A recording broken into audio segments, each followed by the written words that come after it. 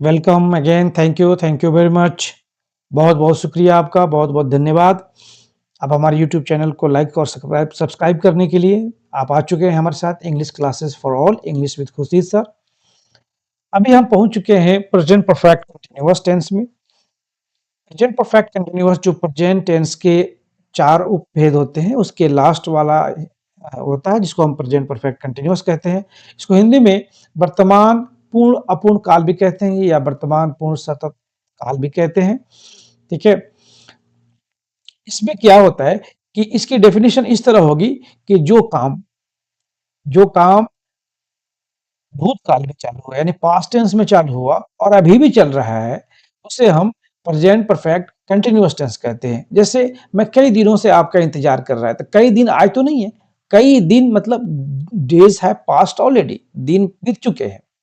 मैं 2 दिन से आपका इंतजार कर रहा हूँ, यानी हो सकता है वो संडे हो तब मंडे हो या मंडे हो ट्यूसडे हो, और जिस दिन वो बात कर रहा है बंदा उसके 2 दिन पहले से वो इंतजार कर रहा है, तो यानी काम पास्ट में चालू हुआ है और अभी प्रेजेंट में वो चल रहा है, अभी कंप्लीट नहीं हुआ है।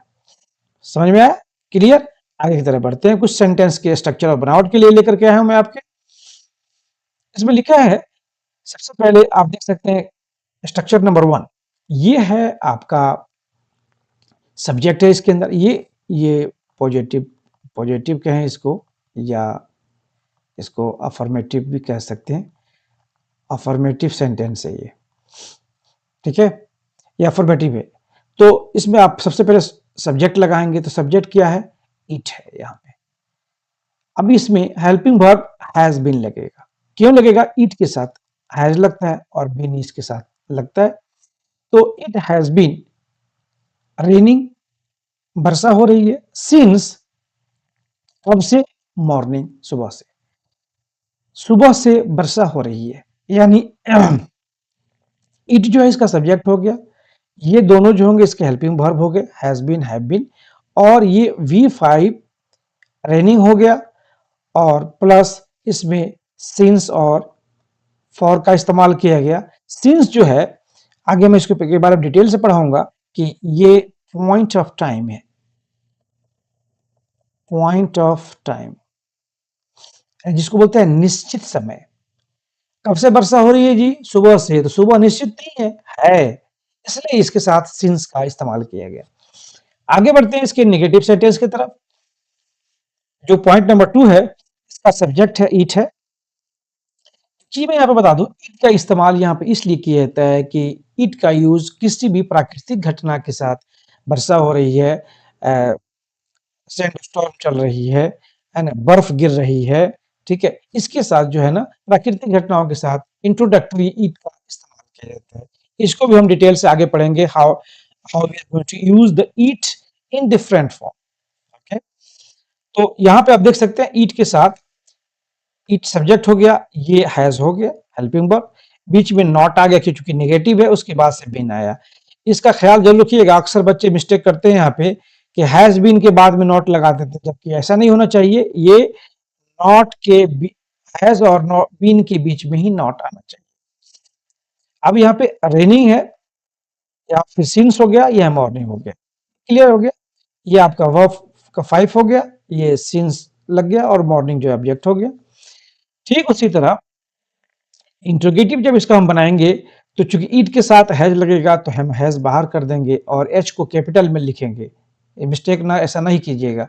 हैज को कैपिटल में लिखेंगे, उसके बाद में ईट लिखेंगे, फिर बीन लिखेंगे और रेनिंग लिखेंगे और सिंस लिखेंगे, फिर मॉर्निंग लिख देंगे और लास्ट में क्वेश्चन मार्क्स लगा देंगे। हमारा इंट्रोगेटिव सेंटेंस कंप्लीट हो जाएगा इस टेंस का, यानी प्रेजेंट परफेक्ट कंटिन्यूअस टेंस का। आगे हम देखते हैं कि इंट्रोगेटिव प्लस निगेटिव इस तरह का आता है। Has is not been raining since morning, क्या सुबह से वर्षा नहीं हो रही है? अब यहाँ पे हैज को हम कैपिटल में लिखेंगे, एच कैपिटल में लिखेंगे, उसके बाद से हम सब्जेक्ट लिखेंगे, उसके बाद से नॉट लिखेंगे, फिर बीन लिखेंगे, ठीक है, उसके बाद से रेनिंग लिखेंगे और सिंस और मॉर्निंग लिखेंगे। ये सेंटेंस आपका कंप्लीट हो जाएगा, लेकिन लास्ट में ख्याल रखिएगा कि ये इंट्रोगेशन मार्क्स आप ना मिस करें। एक एग्जांपल मैं आपको देता हूं कि क्या हैज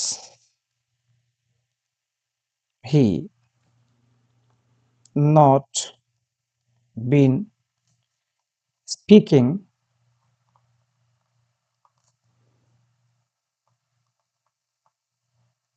सिंस मॉर्निंग। यहाँ पे क्वेश्चन मार्क्स, क्या वह सुबह से नहीं बोल रहा है? तो यहाँ पे हमने हैज पहले लिख दिया, उसके बाद से सब्जेक्ट लिखा, फिर नॉट लिखा, फिर बीन लिखा और उसके बाद से वर्ब में आईएनजी लगा दिया, यानी ये V5 भी है, इसको V5 भी कहते हैं। सिंस लगा दिया हम, इसलिए कि मॉर्निंग है इसलिए हमने लगाया। क्लियर हो गया आपको?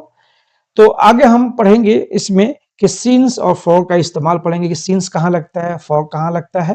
ठीक है, ये और ये क्लियर हो गया। इसका अफर्मेटिव सेंटेंस भी हो गया, इंट्रोगेटिव भी हो गया, निगेटिव हो गया और निगेटिव इंट्रोगेटिव प्लस निगेटिव हो गया। ये जो है ना आपका, ये इंट्रोगेटिव है और यहाँ पे जो कि नॉट लगा है तो ये नेगेटिव भी हो गया।